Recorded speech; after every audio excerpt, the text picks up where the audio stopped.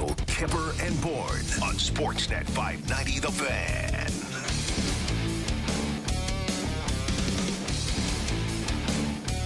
Real Kyper and Bourne, show number 126. Derek Brandeo, Jennifer Rolnick, Sammy McKee, and in for Justin Bourne. And there will be no power surge or shortage today because we got Stellectricity. Oh, my goodness. Or maybe a little bit of a surge. I like it. Yes. Halfway, can you do something like the Canes on a power surge? Halfway through or at the end of the show? I will, yeah. But hey, it's lasted, hasn't it? Everyone was laughing at it, right? The surge at the end now, fans wait around and whatever. Just shows they keep winning. I'll do it. I'll do whatever you want. Sammy, do we know where Justin Bourne is? Because I could take a day off on Friday on April Fool's, but it's not April Fool's and he's not here. Yeah, it's a maintenance day. Let's just say that. See, he's 35. Working his bag off. Yeah. He's only 35, so He's maintenance day. He does need a maintenance day. Yeah, he's in the maintenance era. He's very involved in Planned Parenthood, is what I understand. Okay. Yeah, that's that kind of the maintenance. Yes. Well, yes. we'll know he'll be back tomorrow, and we appreciate you filling in for ready. today's show. And this is one of those softball shows for Leaf Nation and Sammy McKee, because this isn't just any other show. This is a show where you beat the Stanley Cup champions quite handily. And absolutely. When I saw Sammy McKee moonwalk into the studio Is that today, what he was doing? Yes. Oh, I thought he had a liquid lunch. Okay. You know he's feeling really good about a convincing 6-2 victory over Tampa Bay Lightning. And, I mean, over the years, if you even want to say the Kyle Dubas era or the Mitch Marner and Austin Matthews era, where would the feel of last night's victory be put up against anything they've done? So last year we had the abbreviated year, those 3 wins against Edmonton, right? But that was a false environment, right? It was bubble world. It was just the Canadian division, you know. But it was thinking, okay, wow, this is rarefied air. So back to reality and the Atlantic Division. It would be one of those that you talk about the end of the season. Like it's as good as a regular season win as I can remember. You're defeating the 2-time Stanley Cup champions. You're going to, you've got to try to get not a statement game, but just a feel, a vibe, a good feel going into the playoffs, and the manner in which you did it, Kippy, like it's right up there. The old Maple Leaf Gardens days, there'd be the great buzz around there, the coffee shops and everything. You don't quite get that anymore. People didn't have cell phones back then, but after a big win, it was awesome. Like just, you drove downtown and people would honk their horn and wave or whatever. And just, that's the kind of, everyone's talking about the game. Everyone, even peripheral hockey fans are talking about the game. Including in the 6-2 victory is, of course, Matthews ties Rick Vive, 54th goal of his season. Ties a record. I'm sure everybody's be tuning in tonight to see him hopefully break the record for Sammy and his crew. Do you think Ricky thought there'd be another day or two he could enjoy it? You know Ricky well. I know Ricky well. Like, is he on Highway 70? What is it, 6? Heading down south right now? I don't. It's. I put out a tweet about just what Rick Vive wore the Leaf jersey with a lot of pride. He really did, and he was a great class act on and off the ice because I was around there then. So I'm glad he's getting some props that way. But yeah, I think Austin's on a mission. I've never seen what was it 47 goals in 47 games. That's what it is. Yeah, that's like what a goal a game. Yeah. There was a goal a game line in New York once upon a time. Yeah, Vic Hadfield, John Rattel, and Rod Gilbert. And that was always dumb because goal a game wasn't a big deal, right? It was like 70 games back then. That's 23 goals per person. They were more than goal a game. 47 in 47. Yeah, and it's right place, right time. Best release in hockey. Yes. Big, strong guy. It's almost as if now he can do no wrong. And it's Mitch Marner as well. I mean, 2 points a game is a given now for these guys. For close to half a season. It's a remarkable run. So 2 things without talking about Austin Matthews. There's a run right now, the highest scoring 30-game segment in Leaf history. and it's not Austin Matthews. It's Mitch Marner. Yeah. 57 points. The other three after him, Doug Gilmour, Lanny McDonald, Darryl Sittler, all in the Hockey Hall of Fame. And the other thing I got to tell you, Kippy, if you didn't watch the game and you just follow hockey and you go, Andre Vasilevsky's in goal and there's 6 goals. Like, I've seen that guy. You've seen him play ridiculous, right? Like, you've seen him play that there's 30 scoring chances and 29 are stopped. And that was not, when you get in the playoffs, I don't know how often Andre Vasilevskiy is. And I don't think, did he let any soft ones in? I really didn't. Do you think so? I looked at Engvall's opening goal, and that wasn't a cheapie. No. That was a great shot, great release in a perfect spot. I didn't see too many bad ones. So the point being is last year, it was tough to beat Carey Price, and they really couldn't do it consistently. So you took on as good a goaltender, and that's why when you talk about the importance of last night's game, Kippy, you took on as good a goaltender as there is in the NHL right now, and, the guy that can steal games, and you put 6 behind him. Sammy, you want to take a breath at this? Yeah, it's really enjoyable to watch them the way they're playing right now. And I think that the hat trick was kind of not maybe a microcosm of his season in terms of how he scored the goals. The first one is him just coming down, beating one of the best goalies in the world clean, just staring him down and shooting it off the bar and in. The second one's Mitch Marner setting him up with a ridiculous pass through sticks and legs right on the tape. And the third one's Matthews just going to the front of the net and, finding it in a scrum, being in the right spot. And has anybody ever made scoring look easier than that third goal that he scored? He almost looked disinterested that he had to shoot it into the top of the net. It's a real treat. And I mean, you guys are talking about 47 in his last 47. He's got 71 in his last 82. Yeah.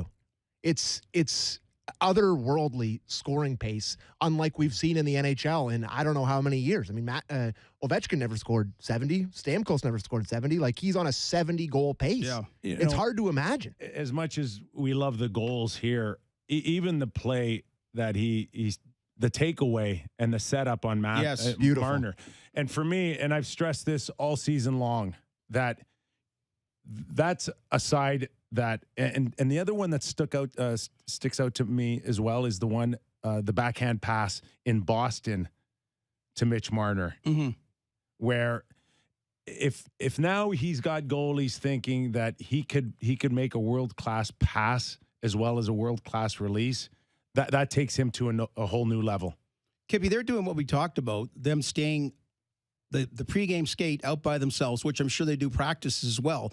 Like, they're doing that now in real games. That stuff they kind of, they just kind of hack around and do that kind of pass. By the way, Sammy, microcosm, that's my word, right? Oh, yeah. You like okay, these no sweat. I'm glad. Guess what? Kids grow up so quickly. Yes, huh? I've been listening to you so much. Oh, you're such a professional broadcaster over the last 5 years. So microcosm, but how about Austin Matthews gets beat on that faceoff, and he gives a little chirp to the linesman. He was right. That wasn't a good puck drop. But that's Austin Matthews' first imprint of the game. Gets beaten clean, and Tampa Bay scores. He doesn't get demonstrative. Just you see the linesman, that was a brutal drop. It was. And he goes out, not that he owes anybody anything, and all just kicks ass, right? And that's the part. Just, not wallowing later about, you know what, I was ticked because puck got, no, just go out and find a way to take control of the game. So let me ask you guys this, because I think it's a pretty natural feeling to feel better about the Leafs' chances in the playoffs, the first round of the playoffs after what we've seen this last little stretch. But were you surprised at how sort of almost slow the Leafs made the two-time Tampa Bay Lightning, the Stanley Cup champions look? I thought the first period, it looked like a pretty even pace, and then the pace looked like it was a little bit too much. That's what my biggest takeaway was. Yes, and there's no question when the Leafs are going, one of the best forechecking teams, the speed of all 4 lines is been abundantly there the whole season. Where they leak oil a little bit is making poor decisions at the wrong time, bad pinches, missing assignments in front of the net, seem to be cleaned up. But, there is a sense, too, with the Tampa Bay Lightning that they're not close right now. I think in the last month they're under 500, if I'm not mistaken. So there's ample reason to believe that they're not where they need to be. Can they get to where they need to be? Yeah, quite possibly. But a lot of conversations I had last night with various people were, hey, they look like they're a team that is running out of gas after 2 hard runs. Well, that's why when I filled in yesterday for Ben Ennis with Stephen Brunton, you joined us off the top, and I asked you the question because I meant it about you won a Stanley Cup in 1994 with the New York Rangers, and that was a battle. That was double overtimes, 7-game Stanley Cup final. I know talking to guys in Chicago, they talked about how exhausted they were. The parties the second time are just exhausting, actually. The social part in the off season, and I just said to you about how exhausting was it back in 1994 because mentally and physically to get to that level. And that's what Tampa Bay's trying to do 3 years in a row. Yeah, and they've made necessary changes. Did anybody really notice Hagel much last night? Last time I checked, they gave up, 2 first-rounders for him? Yeah, late first rounders. Right? when you're Tampa. I don't want to pile on here because these are the type of words that can come back and bite you in a playoff series. But boy, for a guy they traded 2 first-round picks for, you'd like him to be a little bit more noticeable. They're not biting you today. No. And that's the most important thing. All right, let's get to a little Kippers Clippers here and I need some electricity behind the clip before we go to Sheldon Keefe, please. Beautiful. Can you believe the price I get caught up on it, but I'm aware of it. I think it's outstanding. I mean, for him to take first of all, getting the 50 goals, that in itself is a milestone for him, and then no hesitation, he's on to the next thing, which is the next game and the next challenge. I think his focus remains on leading this team. And that's the best part about him. He just stays humble, continues to work. He knows he's a great player, knows the goals are going to come. This is part of what he does for our club, and but he's leading our team in lots of different ways, and that's what I'm most excited about. But no doubt the accomplishment of tying that record here and doing it so convincingly here on the road. It's a team like this. And just around the corner from getting the 50th is pretty outstanding. The goals have kept coming. Maybe his play has dropped off a little bit when it comes to dominating when he's not putting the puck in the net. We've talked a little bit about this and whether or not, where he is feeling physically, but the goal scoring, the shot, the opportunities to score, they have never wavered. But I've noticed in the last probably week and a half, I didn't necessarily see that same energy. But the goals have, they haven't stopped. So what I like, you mentioned the other play that he's really improved on. It's like he has a lacrosse stick. And if you have the puck, and Austin Matthews is somewhere, I think in his family there's a lineage of great pickpocketers. I think his great-great-grandfather or something, because that's what he's become now. Yeah. The guy that all of a sudden, I didn't notice that the first couple of years, but all of a sudden you got the puck, I'm Austin, I got the puck. How the hell did you get the puck, right? And so I think maybe, and I remember they talked about, Chris Cuthbert had the line about, or Craig Simpson just saying, it's hard to hide in the weeds. He's gotten good about sort of planting himself in the weeds like Gretzky was great about that, in the harmless place that all of a sudden at the right time, then you're there. So it seems that maybe there's more experience, knowledge, and analytical, I don't like using the word, but analytical part about it, that he's like a chess game a little bit more. And Marner's right there with him. Oh, gosh. Right? Gosh. And you're like, okay, and I got in this argument yesterday. It wasn't even an argument, but just, hey, everyone loves Mitch Marner. Okay? I don't. Well, that's not true. No, it's Kippy. But he got beat up bad last year in the playoffs. No, the team got beat up bad. Social media. If you read don't read social media. Okay, people were pissed about the team, and they had a right to be. And the team's reaction, and I use the analogy because you got kids the right age, and I got kids the right age. Sam knows this. I think I said this to you on the air at the time, that it's kind of like someone who's got a kid that all of a sudden the 4th time in a row they've dented the family car, and you're going, oh, don't worry, we'll be right there, okay? You can drive our car, don't, whatever. And that was kind of the feeling in the summer. Like, can someone get a little mad about it, or kind of say, instead, well, it's part of the process, and that was the point. And when Kyle Dubas said after the Columbus series, I'm pissed off about the criticism towards Mitch Marner, then that heightened it. People love Mitch Marner, like they do. They did not like the way the team, Mitch Marner included as a prominent player, has played in the last 2 playoffs. I think I think that perception's out of whack. Sammy, are you with Gord or me? I mean, Mitch has been a little bit of a he's been a polarized figure here. Bit of a lightning rod. Little bit. You think? I mean, before we had conversations, and there was the Nylander camp and the Marner camp, and we said those camps don't like each other. It's not that simple. I think that I've said this to you before, that everyone is just guarded with this whole team, and Marner and Matthews are at the head of it. Everyone is guarded with how the playoffs went last year. And the year before. Well, the year before is weird. I honestly don't even really count. I don't even really count the Columbus thing. I do. I don't, fans do. When I think back to that, I don't even. Anyways, last year was the worst thing. That playoff didn't count? It just. I don't. No, fans remember. Did you tell Tampa about? Yeah. That one not well, counting? if you want my true thoughts, it was just weird. I don't really remember it as a cup. Well, but anyways, COVID was weird. It's weird. just we don't need to get into that. Yeah. But my point is that I've said this to you, I think last week, Kipper. If the Leafs get past the first round this year and go on a run, and Mitch Marner is playing the way he's playing right now, and Austin Matthews, there is no one in Toronto, in the GTA, in Ontario, wherever you cheer for the Leafs, that will be more popular than Mitch Marner. Okay, people are guarded against what happened in the playoffs last year and against Columbus and their lack of production and the stuff they said. Listen, I love watching Mitch Marner, but I still have the feeling deep inside me that says, do it in the playoffs, perform in the playoffs. That's thought, even with Matthews. It's not just one or the other. I still have this thought in me, and watching last night is the best I've felt about the playoff potential, but it's still there for Leaf fans. Define a run for me, please. 2 rounds. Oh, no, wait. I'm sorry. Win 2 rounds. Wins 2 rounds. Go to the conference final. Yeah, win 2 rounds. They just got to win 1 round. They lose 1 round, it's all hell again. You know, they win 1 round, they lose the second round. Fine. And they win everything's 1 fine. round, their butts Everybody's kissed. happy. Yeah. I actually think. Happy enough. I think Gordon. Honestly, that makes me sick to hear happy that. enough. It's kind of sad. Hey, the bar's that low. It's pathetic. What? What I have to say or Sam has to say? Bar. Well, that's where the bar is. To say, no, it's not. Yes, not my 100%. bar. Not my bar. That's the fans' bar, wasn't there? That's why they were pissed at Mitch Marner and the other guys about the playoff.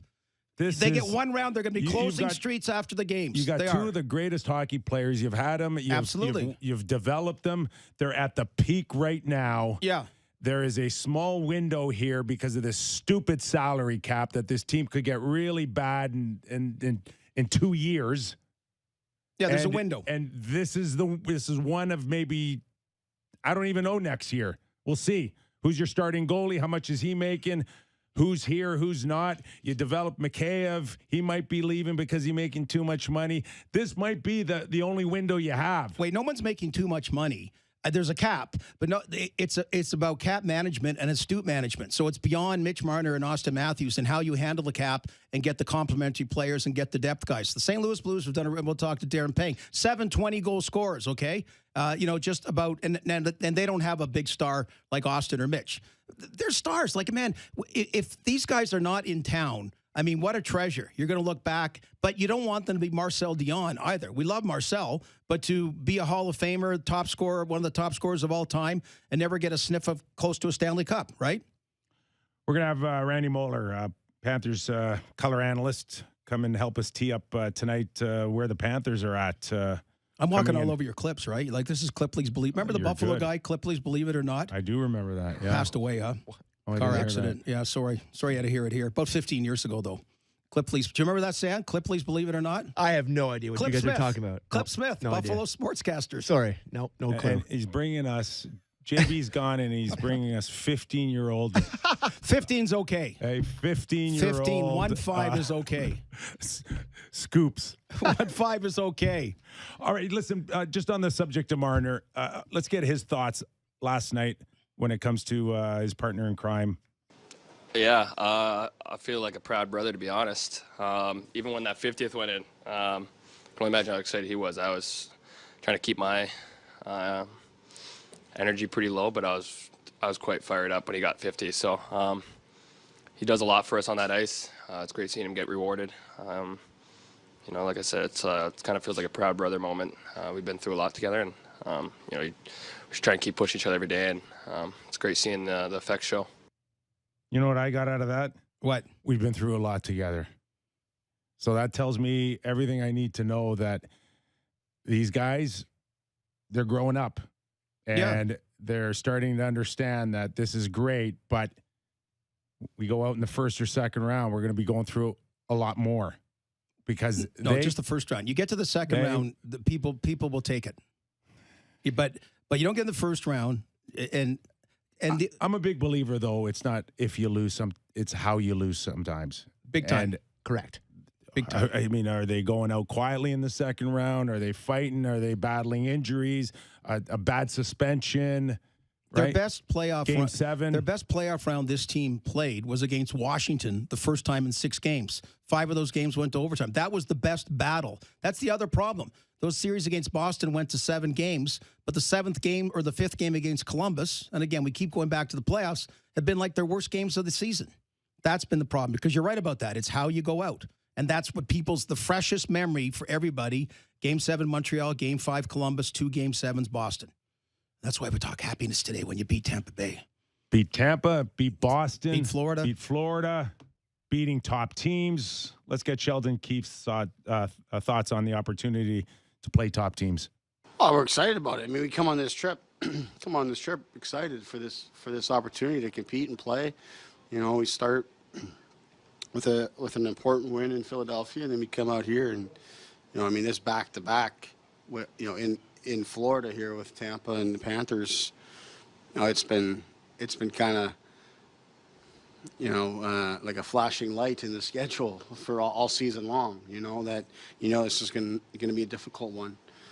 For us to play like this here tonight was great, but obviously a very good team is going to be waiting for us tomorrow, and we're going to have to be prepared for that. There's as good as any team in the league on home ice, and you know, it'll be another challenge for us. Just watching Tampa Bay and knowing what they've gone through the last 2 years, they weren't ready to play last night. They I don't know what's going on with them. It's a long season. There's ebbs and flows. This is one of those where you're watching it, and as excited as everybody is, and you know, I get accused of being negative or my bar's not where it should be. It's too high. But even last night, Sammy, that is not a playoff feel. It is such a high level now of intensity. First period was, and then the Leafs blew them out. Yeah. No, the answer is no. It is a different beast. That is a regular season. That's a great regular season game. But in the playoffs, and I don't know whether or not they're eventually going to run out of gas or not, Tampa Bay, but Tampa Bay went in last night and just thought that they're going to show up. There was a sense of arrogance that they were just going to show up as ex-champions and they were just going to be good enough. That's not the case. And if you want to act like that against the Leafs, they will embarrass you. And I think that happened last night. But the playoffs, and you've been through it as an executive, it is about a game plan. It's about strategy. It's about an intensity that no regular season game can match. And Tampa Bay wasn't ready, and I'm not sure Florida's going to be ready tonight either. Yeah, it's at that kind of languishing vanilla part of the season, isn't it? They already, particularly with the standings so polarized, there's the have and have-nots. There's no battles. And Kippy, and you know, because this is the style you played, and Sammy, you're like, this is something, whether it's 15 years ago, 50 years ago, or 5 days ago, that when the playoffs start, if you're a player that can be physical at times, like an 82-game season is exhausting. So if I give Nick Kypreos the best hit of the season, great. He's not playing me again all year. I've softened him up for the next 5 opponents. But the playoffs, as you know, Kipper, you start finishing every hit. You start going after finish, and then the ones that start expecting it and don't like it. You know, and that's where Gary Roberts and Darcy Tucker and Shane Corson, those guys were great. Just all of a sudden, you ramp it up because you're extracting a toll on the opponent that you're going to play in 2 days. And it builds up and builds up. And that's just one of the elements we're talking about. None of that last night. That was like a glorified exhibition game for the Tampa Bay Lightning. So you don't listen, I have a tough time coming on here and not giving the Leafs full credit for what they did. You were going to sign Jack Campbell 6 years, $6 million per season. We are not giving them credit. Well, what we're telling you is that it's going to be a much different attack game plan. They're going to spend 3 days, 4 days, and they're going to create a book this thick on just trying to shut down Matthews and Marner. There will be players will be assigned checking roles just for those guys. And that's where you're going to hope that Mitch Marner and Austin have had their life lessons when it comes to playoff hockey, their disappointments, and they're going to find ways to overcome all of that. That's the difference between the regular season and the playoffs, Sammy. And that's not to disrespect or take anything away from them last night. Well, the Lightning looked ready in the first period when it was a close game, and then the Leafs paced. Yes, that was an unbelievable period. They peppered the Leafs like it was. They looked ready. They were ready. Does Sammy know about the Easter Bunny? I don't know. I don't know. Just okay. Listen, I'm not saying that 2 weeks for Sammy. that. I'm not saying that they're going to go in and win the cup now because they beat the Lightning, but the Tampa Bay Lightning were ready to play in that game, and the Leafs took it to them and beat them 6-2. The Leafs are a very good team. They were ready to play. We're not saying that they're not a very good team. No, we're not. We're not. Anyways, we're not. They were Tampa Bay scored first, and they were ready to play. Sammy's ready to. I'm sour. I'm just sour. Like not sour. This is the happiest day of his life. You're ever not sour. I'm not the happiest day. I'm not saying they're going to beat the Lightning in 4 games or they're going to go on and win the Stanley Cup, but they went into that game 100%. And kicked the crap out of the back-to-back Stanley Cup champions who the Leafs were ready to play, and they were ready to. Did everything that they needed to do for a convincing win. No question about that. Defensively, did we see bad pinches? Did we see them get a little goal hungry? Did we see the Cookie Monsters come out in the third period? No, they shut it down. They completely shut it down. And Jack came in and started looking a little bit like Jack in the first, 35 games? Yeah. Tampa Bay, Sammy, remember last year? Tampa Bay in the playoffs. They beat, it was game 7, they beat the Islanders 1-0, right? And it might as well have been 100-0. That's Tampa Bay. Did you ever see more of a shutdown 1-0 game than what should have been like, oh my goodness, Islanders could tie this?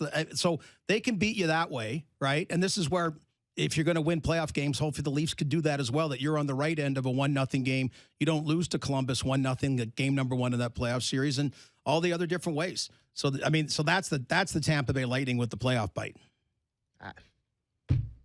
They played great. Yeah, I'm not trashing the Leafs at all. Do we know who's starting in that tonight for the Leafs? Shalgren. Yeah, I like that move. So do I. Yeah, I like that move. Yeah. I don't even see this as a game. To me, this one doesn't feel like the Leafs have to prove anything to Florida. Like, they proved last night that they can play against them. But if the Leafs win, Florida won't be ready. Oh, boy. Oh, man. Oh, boy. I'm just telling you, man, there's a different. We've wrecked Sammy's day. There's a different atmosphere, Sammy. I know. Okay, there's a different atmosphere. We do not agree. Well, anyways, I better call the guest before Kyper kicks my ass. Okay. No, I'm not going to kick your ass. Hey, I want you to be happy today. I want you to feel good because you felt bad and good and bad and good and bad all season long. Yeah. So it's okay. Yeah. It's all right. Sammy's Leaf team is $82 million over the cap, though, because he gets excited and he'll re-sign the guy for like $8 million a year, like at 6 years, right? Starting with Jack Campbell and on and on. After last night's performance, Jack's contract may be going back up. Gordo, it never went down, Sammy. I got news for you. It didn't really go down all that much. So Kippy, one more. I want to tell you. Here's another thing that bugs people about the playoffs. You know who had one of the best playoff performances in recent history? Mitch Marner against the Boston Bruins. Right? So that's why when you hear about nobody talks about that. No, I remember that. Austin Matthews was not getting played enough. There was a problem. Mike Babcock had to fly to Arizona to appease him. I know. So you think about it, Austin Matthews never really got a chance or made himself a star in the playoffs in those series. And there was problems with Babcock about ice time. Mitch Marner had an all-world series against the Boston Bruins, including that shorthanded goal. And that's why when I just heard, and it wasn't from Mitch, other people talk about the process, the growth. I go, he doesn't need to grow. This guy kicked ass in the playoffs 2 years ago. It's like, and that was part of it last year, just the excuses that came from everybody. That was worn by everybody, okay, from top to bottom in the organization. I know we want to move forward, but that's the wrath of what Leaf fans were, the normal Leaf fans, the ones that don't go crazy on social media about. That was their problem with the team the last couple of years in the playoffs, and probably the last 4 years if you throw the Boston Game 7s in. Hopefully for Sammy, that's not. No, but you not agree, Marner. Yeah. That series against Oh, Boston. no. Off the charts. Like he really They are. was. But they just know going into this now, and the expectations and the energy that they're going to have to create has to be there. Yeah. Or else the fingers will get pointed again. Yeah. And there's no COVID world. There's no extenuating circumstances, which were legit for all teams involved. All right, let's bring in Randy Moeller, voice of the Panthers, TV color analyst for Bally Sports. Randy, thanks for joining us. How are you? Hey, guys. How are you? So Great to be on with you. You watched the Leafs last night, and Panthers hiding right now. Are they worried?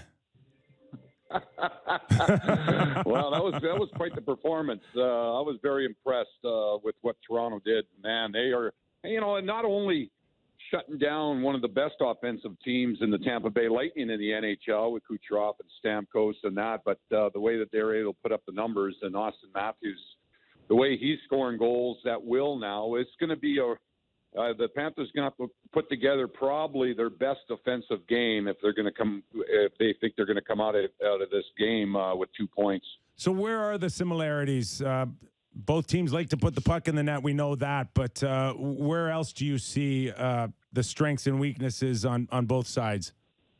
Well, I think, guys, both the teams, they want the puck the whole time, and they're not happy when they don't have the puck, and they get distracted when they don't have the puck. They want to attack. They want to come all five men up the ice and play that puck possession style and play that up tempo style. Very similar hockey team. They got a lot of high powered forwards and defensemen that can jump into the play, and that the Panthers defense are the second highest scoring as far as point producing in the NHL behind Colorado. So you can expect that tonight. I know Toronto, Morgan Riley and company, boy, they're going to come as well. So this could be an 8-7er, guys, and I'm prepared for it.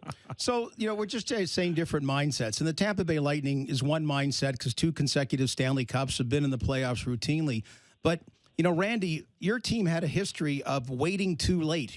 Like I always think the Florida Panthers, then the last 10 games going 8-2, and it came to game 82 and didn't quite make it. So talk about where their head is now, being the first team to clinch a playoff spot. And, what do you gauge over these next number of games to try to get you as prepared for the playoffs for a team that really doesn't have a lot of playoff experience recently?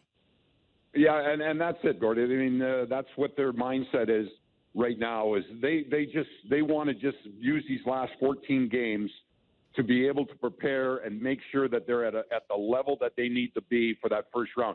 Guys, there's going to be 4 great teams in the Eastern Conference that are going to be playing golf a week and a little over a week after the playoffs start. And that's a pretty scary thing. And for the Panthers, all the personal accolades, the Huberdeaus, Barkovs, everything that's gone on and breaking franchise records and that, to a man, they don't want to talk about that. All they want to talk about is to win and have success and have a great long playoff run. That's their only motivation now, is to get, and that's the reason they went out and acquired Claude Giroux and Ben Sherratt, and to be able to make sure that they got an army that if they do run into some injuries, that this is it. This is the year, guys. They've built up for this for a number of years. They don't want to hear about Fans don't want to hear about draft picks anymore and getting all kinds of assets and that. No, they don't care about it. Neither do the players. It's all right now. This is where they want to go. And as far as the goaltending and Bobrovsky and Knight, still issues keeping the puck out of their net. And where is the feeling there? Can Sherratt help enough? Oh yeah, I think so. I mean, big 6'2", 230-pound defensemen don't fall out of trees, and Ben Sherratt has really fit in. It seems like every game he's getting more acclimated. Same thing with Giroux, but the goaltending has not been a problem this year. I think only I can count on maybe 2 fingers where the goaltending hasn't been up to par and that. I mean, Bobrovsky's won 7 straight. He's 23-3-1 in his last 27 games. So The Panthers, they will give up some goals, but they know because they have the offense that guys all season long, they've been able to score their way out of some jams and be able to come back. They've got 14 comeback wins this year. And then the other afternoon on Saturday afternoon where they're down by 15 minutes left in New Jersey and come back and win in overtime. They've been doing that all season long.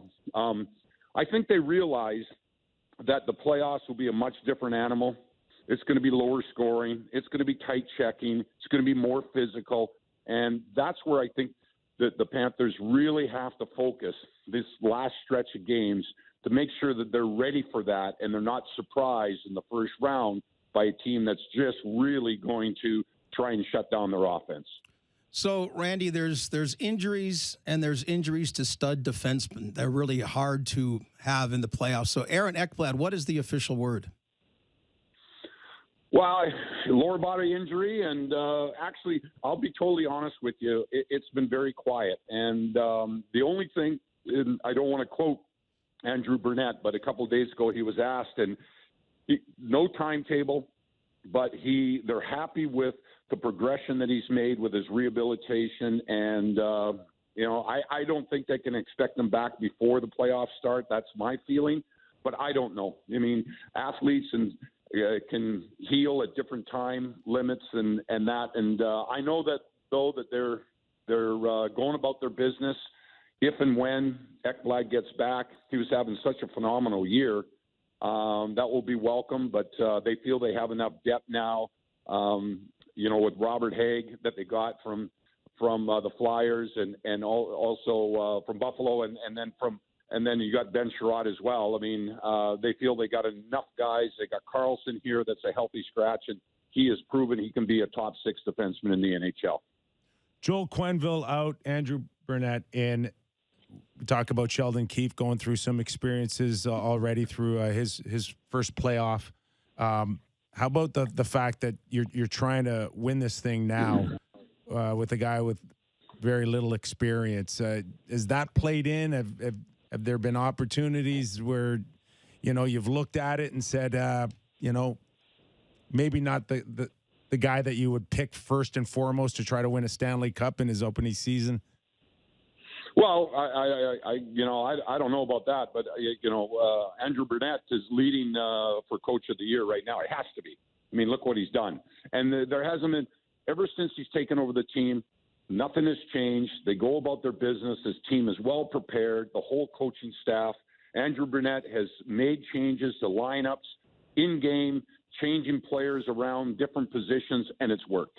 Everything that he's touched has worked, and I give him a lot of credit, and he's held this team together, and the leadership of this hockey club with the coaches and the older players that they have on here, the Hornquist, now with Claude Giroux here, all he wants to do is win. It's become a destination. Joe Thornton wanted to come here because he felt he had the best chance of winning.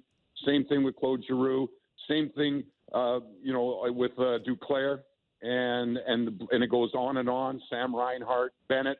They all want to come here because they feel they have the best chance of winning because they have a great nucleus. So we'll see what happens. High expectations, though. This team, everybody now knows that they're going for it, and they've proven they've put all their chips in the middle, and it's going to be an exciting ride. We'll see how they match up here tonight. I know that they didn't play their best, but I was really complimentary to the Toronto Maple Leafs in their last meeting over a week ago in Toronto. I thought the Maple Leafs did everything that they needed to do to win that game. Let's see if the Panthers can match that here tonight.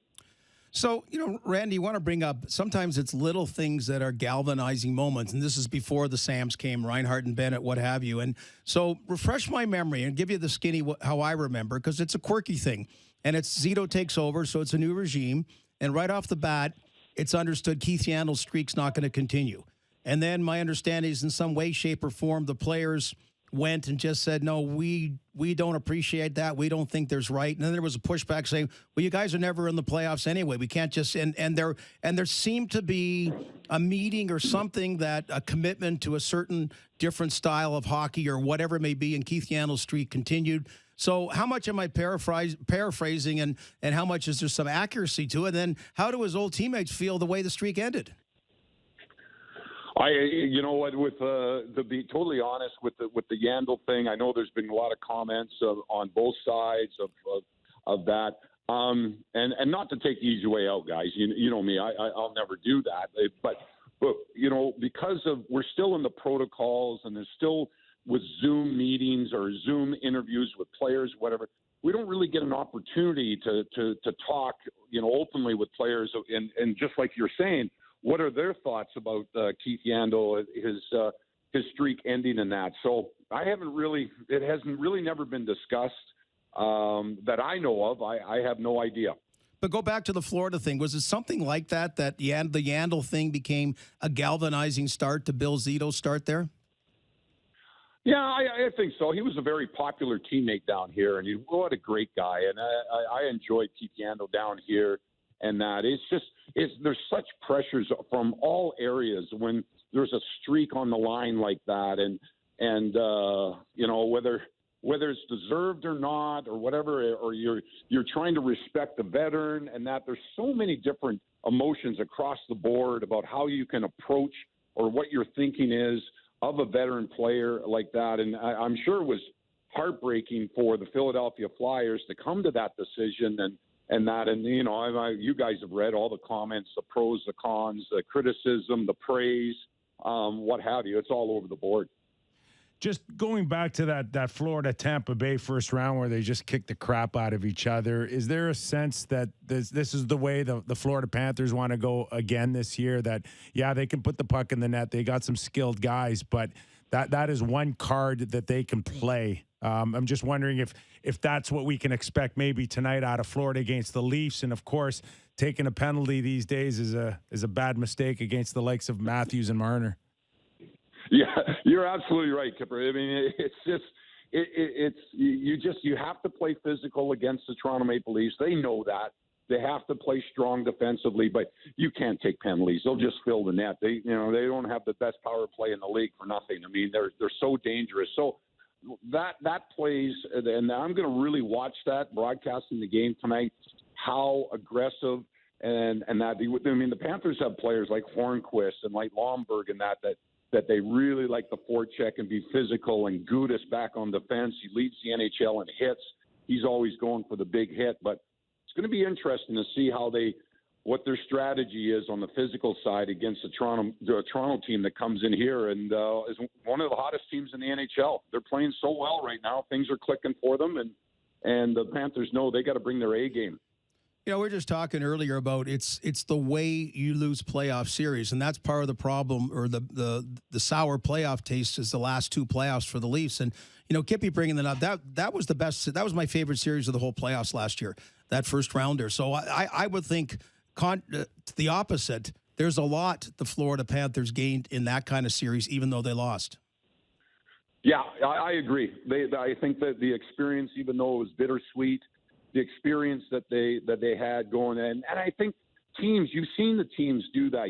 The teams that have won, recently, in that they've gotten to a certain point and they experience, and then all of a sudden, oh boy, this is a whole new level of intensity and execution that you've got to accomplish, and that. And I think the Panthers really learned from that series. They were disappointed, but to lose to the eventual Stanley Cup champions again, they got nothing to hang their hat at. But that's long in the past, and now they've got such new players, and they feel that they've got a better team now, more rounded, more depth.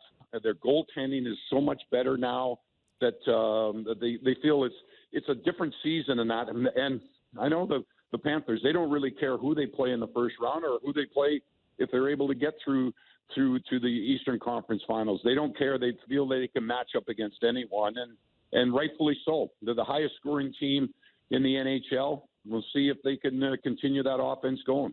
Looking forward to tonight, Randy. Really appreciate your time. Thanks for joining us. Anytime, guys. Love the program. Thank you. Thanks. Randy Moeller, Panthers TV color analyst. I don't think anybody can run the Toronto Maple Leafs out of any building. I think since the cross-check, to be honest with you, the 2-game suspension, I think we've seen a different team.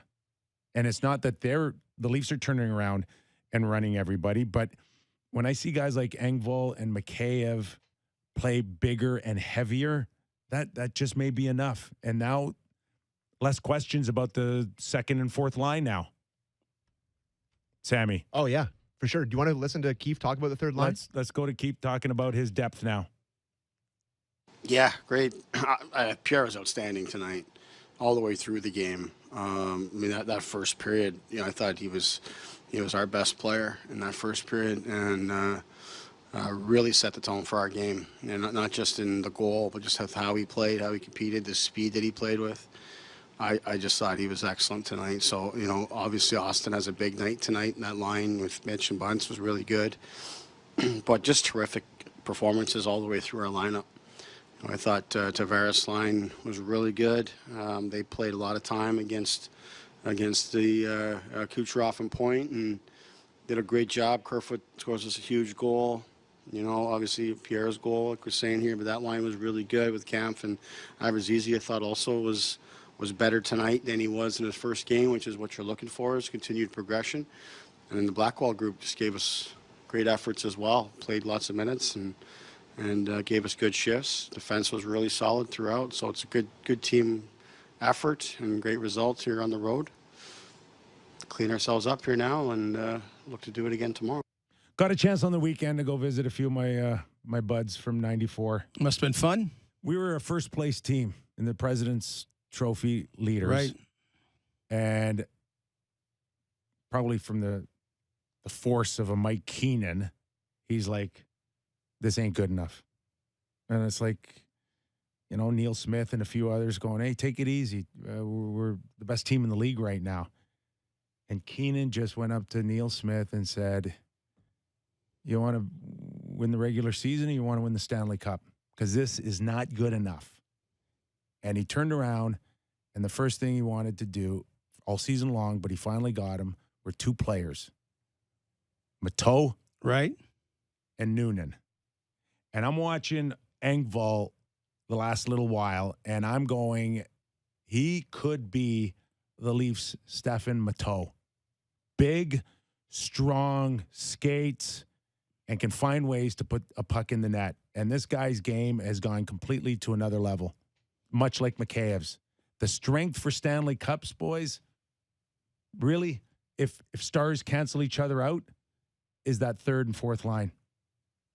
Well, last couple of years, who are the third and fourth line, right? I mean, there was going to be Kasperi Kapanen and Johnsson, but then cap issues, they went elsewhere. And I'm not saying they should have them back, would be better with them. They had to go a different way about it. And to your point, Kippy, this is the first time, like Kasha and Kampf, you added and you added those players, and Nick Ritchie didn't work out, but Bunting and those two did, and they all bring different spices. And then to see Engvall have this kind of consistency and impact, you're 100% right. Mikheyev, it probably will be a one-year blip just because cap-wise, but so what? Enjoy it. The guy that was Michael Grebner, all those breakaways, could never put them in, playing at a different level. And now you put Nylander, if you keep him on the third line or not, don't know. I know he didn't play last night, but just you've got a lot of different spices that you didn't have. And I'm with you. And that's why Sheldon Keefe's been hard on Engvall, too, at different times. And he really, didn't he, Sammy's been hard on Engvall. That's what I was going to say about Engvall and Keefe. And I think you have to give a ton of credit to Keefe for how, I guess maybe he just knows the type of person. He had him with the Marlies. He's had him forever. That he's the type of guy that needs the kick in the ass kind of coaching. And like he would go out of his way to throw Engvall under the bus multiple times. Like at the start of the year, remember we would play the clip, Skipper, where he would unprompted bring up Engvall and just say that he needs to be better. He would healthy scratch him at the start of the year. And now he's turned into one of the more important guys in the bottom six. Like on the penalty kill, his ability to stretch the ice there, his snapshot looks good. What does he have, 13, 14 goals this year? Like he really has taken a step. And a lot of it has to do with him not skating backwards towards his own net. He goes north all the time now. And just the confidence to hold on to the puck a split second longer. And it's like, oh, wait a second. I got 6 feet and I can skate the way I can skate. Why am I dumping this puck in? Yeah. Just that realization. And that's what's changed about his game. And beating Vasilevskiy from where he beat him clean, low blocker, hard snapper, like that's not what he used to do. him and Mikheyev have both developed a scoring touch this year that I didn't necessarily think they had in them, especially Mikheyev. I think it was our good friend Ben Ennis that sent out a tweet that said, I think Mikheyev got a hands transplant. He looks like a different guy. It's the cement off. Well, boy, a couple of years ago, he almost did. Yeah, honestly. Yeah, really. But to go one step further now is you've seen Clifford and Simmons be in some games. So you have them there, and the Winnipeg game was an appropriate game to play them. And you can, because I want to hear this clip about Pat, because I love Pat Maroon. Just about, like, Simmons, is he going to stop chirping? Like he wants to fight, and what's happened all of a sudden? Like, he knows the game better than anybody, Wayne Simmons, what you can do and can't do, but it just seems. I like the chirping. So you just leave it at that? I love it. Don't fight, chirp? Whatever needs to be done, but doing nothing and saying nothing is unacceptable. Even the chirping, and that brings us to Maroon's comments about the 10-minute misconduct last night and what the officials were doing, but I like it. It adds to the story, and it holds your opponents a tad more accountable. It's not a Will Smith, right? Mm-hmm. It's not a Jay Beagle on Troy Terry, yeah. Troy Terry, but it's not nothing either. And I like the fact that Wayne is out there and plus he can back it up, making people, and if he needs to, he can back it up. So let's go to Pat Maroon's comments on the 10-minute misconduct and how unhappy he was. This game's going the wrong way. I don't know. I guess you can't chirp each other on the bench now. I guess that's illegal. I guess it's better to watch 1980s hockey when guys are chirping each other, but I don't know why they did that, but the game's going the opposite way, I guess. They don't want to see that anymore. I guess he said it's bad for the TV, which is really shocking to me, but. Must have been joking. If the official said that, it must have been tongue-in-cheek. He doesn't really mean that, does he? No, he's saying in tongue-in-cheek, but what I found before Kip, the officials got used to. Now, keep in mind, this is in unison, so you're throwing them both out for 10. But given the 2 minutes used to be a killer. Like, used to be, they go, 10, that's it. And they go, this guy's not going to play much anyway, so he can sit there for 10. But when he got 2 and you got a power play, then it pissed the coach off, right? So they were doing. So I don't see as many misconducts, and they've done them the last couple of times, and they love that. They love that gesture on the side. Yeah. But I see what you mean. Like Simmons chirping is different than Gordo from the rail seats chirping. Okay, it's like well, I'm going to run for the exits if the guy glares at me. But just establishing your presence. Joe Smith, who does a great job covering the Lightning for The Athletic, he said that, for what it's worth, that Brian Engvall, who does the between the benches, said that on the broadcast, Maroon said to Simmons, hey, you're going to be out of the league next year anyway. And then he got kicked out. That's what they got, the 10 minutes. So apparently that was the thing that sent him over the What did bench. Wayne say, though? There was no, he didn't say anything about what Wayne said. Poor Wayne. He's going to be out of the league, and he got 10 minutes in the box. But if you're throwing somebody in the box for 10 minutes for saying that, are you kidding me? This is where the officials get themselves into trouble. And Maroon's completely 100% correct. Of course he's bang on. This is just an official trying to... Sticks and stones, right? Trying to get ahead of it. Yeah. Right? He's predicting what's going to happen, and I'm going to be super smart here, and I'm going to take care of this before it even happens. And this is where they get themselves in trouble. That's not your job. Yeah. Your job is just to react to what you see. And that's it. And this is where we're getting ourselves in a little bit of trouble here. We're so worried right now that we're going to just kind of sanitize this game to the point where I'm telling you, it's going to be unwatchable. We've built this game on animosity, making people feel uncomfortable, calling people out. It's part of what the game is all about. You want to keep it super clean and sanitize it to the point where I think you were going to say something, you're out of the game. No one wants to go and watch that. No, and there's an understanding, particularly at grassroots hockey and a whole education process, what is acceptable and not acceptable. And we're talking about, obviously, race, religion, other things like that, versus chirp. Chirp's great. What Pat Maroon said is extremely acceptable. They're great. I love great chirps. That's the whole point of, I play beer league hockey and both benches are screaming at each other the whole game. That's the whole fun. And that's what you're doing. You know what's really fun is when it escalates to the point where you actually have to, every once in a while, call somebody's bluff. And it's like, he's a bluffer. He's a talker. And that's like, all right. And then it gets to the point where, you're Troy Terry. Hey, and it's like, all right, you want to jump in? You want to throw in your 2 cents? All right. Down you go. It's like, do you watch The Sopranos at all? Yeah, no, a little bit. Yeah. No, but remember when Tony Soprano, it was a neighbor that the kids were friends, and then he wanted to get in the big poker game, right? And Tony Soprano just said, no. The degenerate gambler with the outdoor store. Yeah, he said, no, you're not going to. And then all of a sudden, then Tony just kind of said, okay.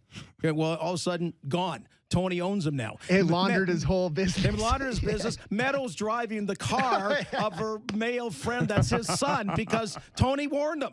You're in the deep end of the pool.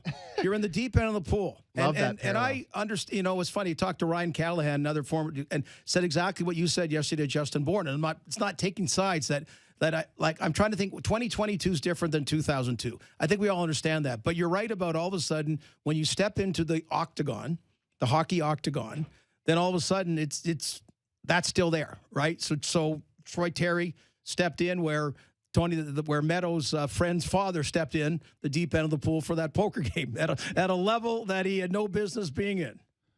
Love that comparison. That was a professional broadcaster. Right. Holy hell. Because Tony tried to talk him out of it, remember? Yeah, of course. He just said, the guy could see the drinks there and the high rollers. And I am going to one-up your Sopranos with an episode of Happy Days. Oh, my God. Yes. I got to hear this. All right. Okay, Fonz. Yeah, exactly. You're the Fonz? What a Fonz. With that jacket on, you look like the Fonz. There is an episode of Happy Days. Okay. Where the Fonz is teaching Richie Cunningham how to be tougher. Because there was this big, bully that made him make the sounds of the pinball machine. Bong, bong, bong, bong, bong. Humiliated Richie. Right. So Richie's tired of it, and he goes to get advice from the Fonz. Mm-hmm. Right? And Fonz is giving him all these tips. Lower your chin, talk lower, talk tougher. And Richie spends the next 10 minutes in the episode going around going to his mom, I want oatmeal. And she jumps. It's working great. Until the bully comes back into the scene and Richie starts with the tough talk and the low voice and the chin down. And the bully's like, all right, we're going. And then he goes back to Fonz and he goes, hey, Fonz, this isn't really working. And you know what the Fonz says to him? No, I can't remember. Yeah, I forgot to tell you. You have no reputation. Zero. Every once in a while, you need to hit somebody. And you know what Richie says to him? Fonz, that's not a good detail to leave out. Now you tell me. And that's it. That's it. Is that like Austin in the game in Hamilton? So who was Troy Terry in that episode? Ralph Malph. I have no idea what the hell you're talking about. I love it. Troy Terry needed every once in a while Potsy to would be hit worse. somebody. Yeah. That's all. Just gain a little bit of reputation. Yeah. Walking around and chirping ain't enough is the moral of the story. Harry M on our YouTube page says that the next references will be I Love Lucy. So is Stephen Brunt available? Anyways, we should break. The toughness of Fred Mertz. You're with me on Happy Days. You're not Absolutely. I Love Lucy, are you? No, I'm wait, there's nothing wrong with I Love Lucy. I'm not I Love Lucy. No, I don't. I'm with you on Happy Days. And that show, Jump the Shark, and Sam's trying to save us from jumping the shark.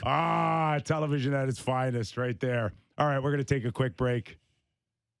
Going to get out of the 70s, get back to 2022. Luke Fox is on board. We'll catch up with him. Is he on the road, Sammy?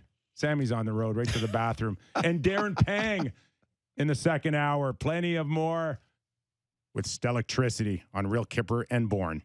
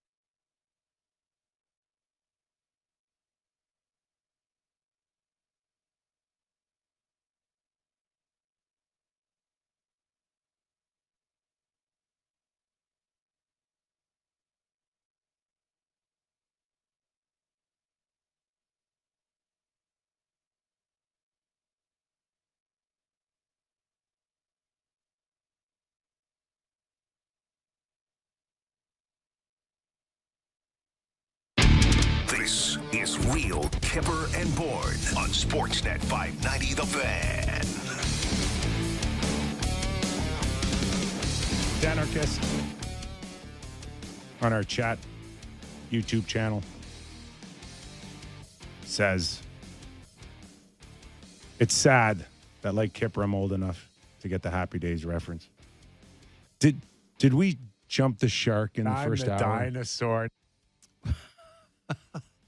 No, we did not. We did not. Trust me, I'm older than you, and that's something I really try to be cognizant of.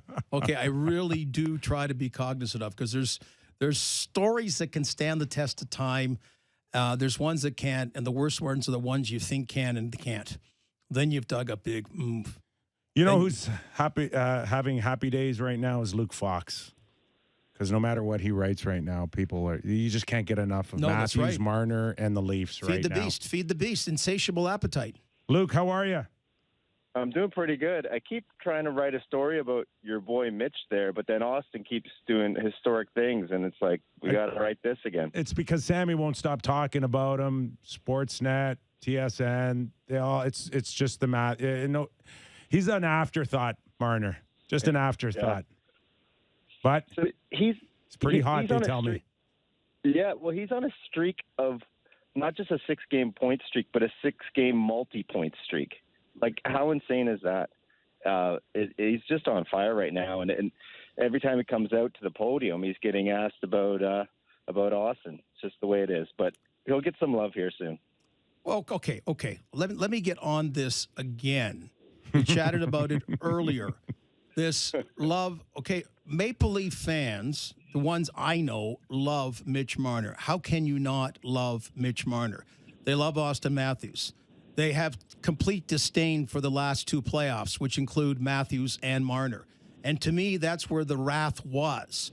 So, and Kyle Dubas, by after the Columbus series, addressing it. When you address a charge, it heightens the charge about he was pissed off about the criticism of Mitch Marner. I don't count social media. I just think people were pissed off the way the team played in the playoffs. Like it seems to be a storyline all the time, and all I know is, how can you not love Mitch Marner, the player? You could be unhappy with the last 2 playoffs with the elite players. That's understandable, but I don't see it. I don't see the same level. You didn't see it when he flipped the puck over the glass in the playoffs, and see what? What are we talking about? What are you talking about?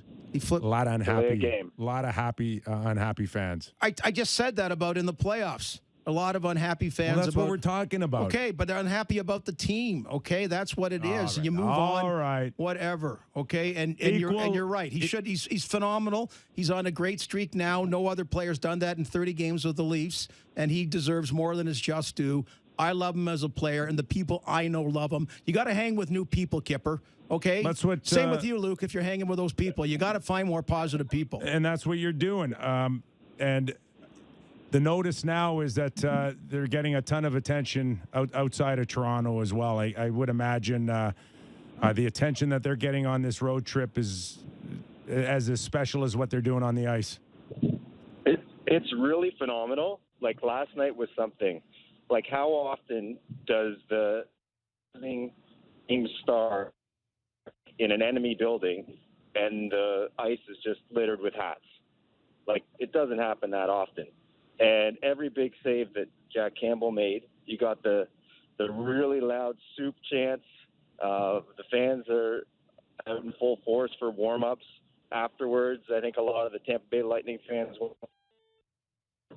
wearing their sweaters around Tampa.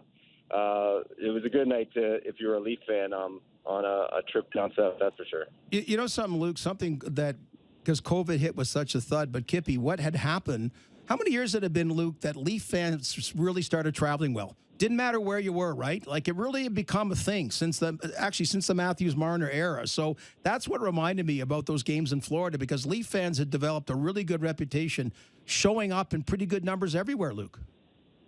Yeah, no, absolutely. And, I mean, it seems heightened right now because of kind of that pent-up need I think people have to go out and go see live sports, to have some fun with friends, be around other people again. And then you throw in the fact that all these games, especially on this trip, the back-to-back in Florida are both potential playoff previews. And you're playing good teams, and you're seeing good hockey, and you're seeing superstars. So you add that all into the mix, and you see a different level of joy, even at home. Gord, I'm assuming you were there when he got number 50. Yeah. That's the loudest I've seen Scotiabank in a long, long time. And everybody stayed. Everyone stayed till the end, Luke, didn't they? They had the game won, and everyone stayed till the end. They knew it was coming. They want to see history, right? And you could sense that it was going to come. Yeah. As far as lineup changes, Källgren, Muzzin, what else can you tell us? Well, I'm on the way to the rink right now. We're going to meet with Sheldon at 4:45, so we'll know more there. William Nylander is a possibility, but he's dealing with an illness that made him sit out last game. But they didn't want to rule him out for tonight, so he's a maybe. Muzzin is a likely.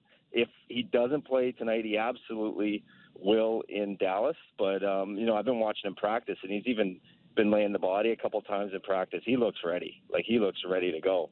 What's going to be interesting is who comes out. I know a lot of fans are screaming for Justin Hall, but if you look at time on ice and Hall's pretty solid right now, placed in the top 4, it might be Liljegren, which is a little bit unfortunate just because of how well Timothy Liljegren's played ever since he's been partnered with Giordano. So that's going to be an interesting one, is which defenseman comes out when they're on a pretty good run of strong defensive performances. Number one, it means that you're healthy, but 2, more importantly, Gord, it's a position of strength for Sheldon that all of these guys have raised the level of their game, and it comes from a decision of strength. Yeah, Luke, just yesterday chatting, because Stephen Brunt was down in Dunedin, and we just talked last year that the Jays relievers were terrible at the start of the year. Remember, they got Brad Hand, and he was a bust, and then all of a sudden they fixed it, like middle of the season. And this is kind of the Leaf D, Luke, I'm finding right now, that the additions are great, but also just whether it's players elevating their game, but something that was really a weakness early on. I mean, Muzzin and Hall were having subpar seasons for starters. All of a sudden, you think about the forwards, but the D, you're looking at a very different light, Luke. I think this is the strongest D core right now in the Matthews-Marner era.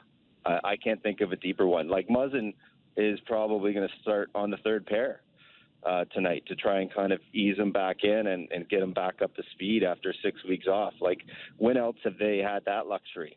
Giordano's just kind of slotted everyone in the right way. And then we haven't even mentioned Rasmus Sandin, who's on the mend, and you hope that his knee's ready when it comes time for playoffs. But, I mean, I think it's smart. I don't think you can have too many. I think once round 1 starts and the physicality ramps up, I think they're going to need 7-8 guys to get through a few rounds. So for the first time in a long time, you can say that they have more than 6 NHL-ready defensemen good to go. We look forward to watching tonight, Luke, and keep the sand out of your phone, eh? Okay. All right. Good advice. Thanks, man. Luke Fox, sportsnet.ca. Sure it's not like margaritas or daiquiris? Little Buddhas. Could be. Oh, Little Buddhas. Yes. There we go. Yes. He snuck a few over the border, I think. But actually, Little Buddha on your phone makes your phone better, apparently. It's like the miracle thing. It's a good thing. Everything, yes. Good thing for all of us this time of year. It's like baking soda. You can use all kinds of different things. This is a good game for Källgren for no other reason that you're playing a top team, and no Mrazek. Mm-hmm. We don't even know if we'll see him at any point, no matter how long the Leafs go. This is a guy that still has to be sharp, as much as you're loving the fact that Jack Campbell's working his way back to maybe somewhere, a happy place in his game again. But you don't know. I mean, he's still a pulled groin away from missing time. Yeah, and then it's Erik Källgren. And that's for the first 2 games, everybody got excited like your kid was playing in the NHL. But if that's who you end up going with because of an injury to Campbell, Peter Mrazek was actually, once he cleared waivers, I think a lot of people were surprised he was still with the team, said, no, he's still with the team and you may need him. And he actually played half decent till he got hurt again. So my question to you, because you're plugged in this sense, like goaltenders are interesting cats for starters. Some, super cool, super calm like Freddie. We know Jack Campbell, a big part. He's honest about it. Number one goal he picked his draft year, but struggled. Injuries, but confidence and other things. So is your thinking he's better, he's more relaxed knowing there isn't a Peter Mrazek there, that he's the guy?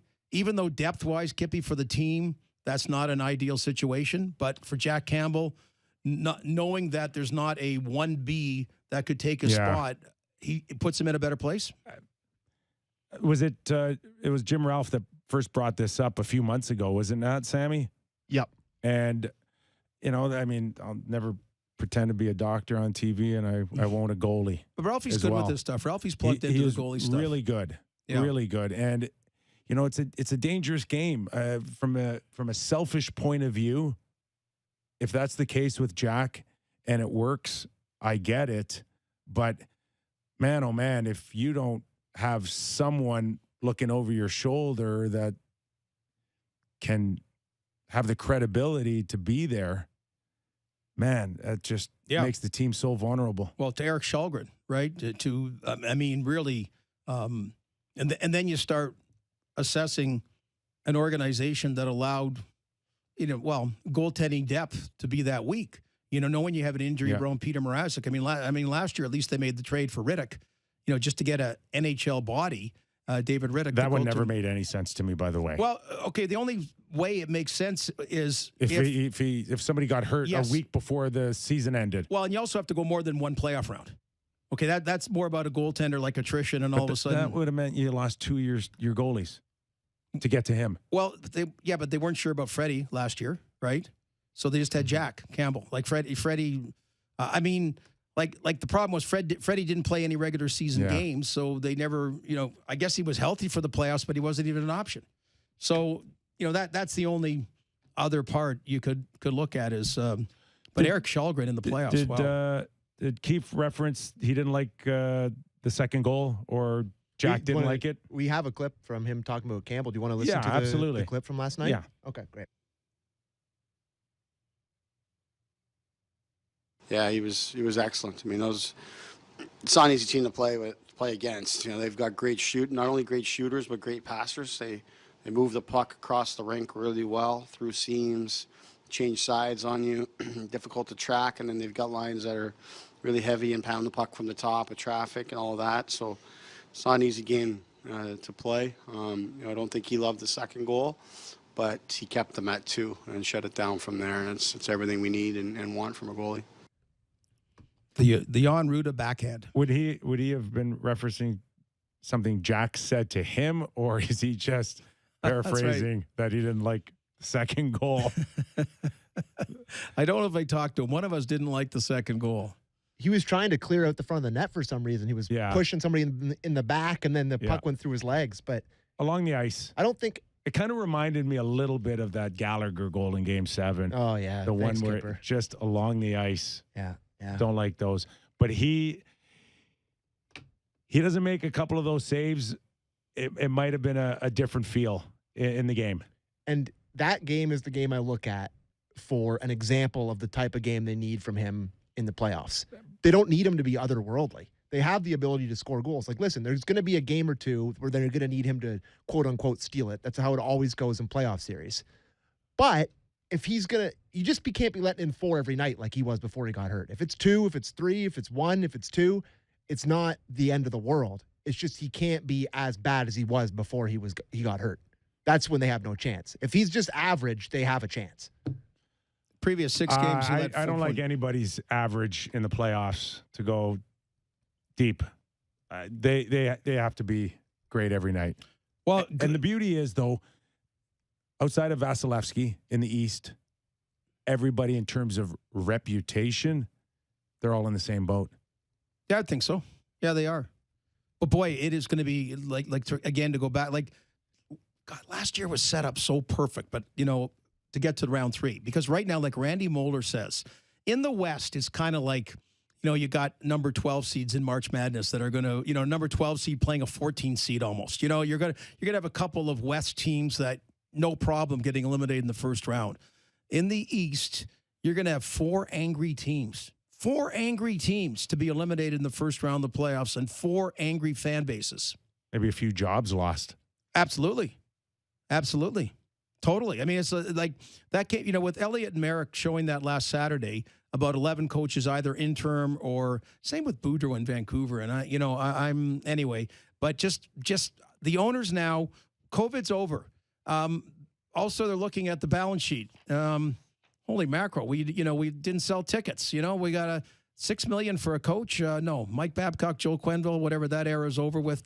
Just more things like that, more expectation, more demanding. Before they gave him kind of a mulligan that it's extenuating circumstances and what have you. And now I just think, and you've already seen it with the amount of changes happening in season, that they're going to be more demanding.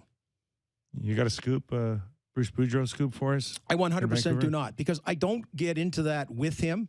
I talked a lot to him. You talked to him too, but I talked a lot before he got the job about things, because you knew that Julian was going in first. Julian wanted more term and more money.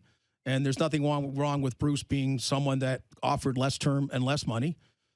I'm wondering if he realized how less term it was. I don't know. Yeah. I really don't know what the scenario is. So I just kind of leave it that way. We have good conversations, mostly text, but I think he's done a phenomenal job, and he's got a positive attitude, and I got to think that's going to win the day. But I'm stunned to even hear there's a possibility he might not be back there next year. But I have no inside knowledge, because I want to leave it that way. I'm not you.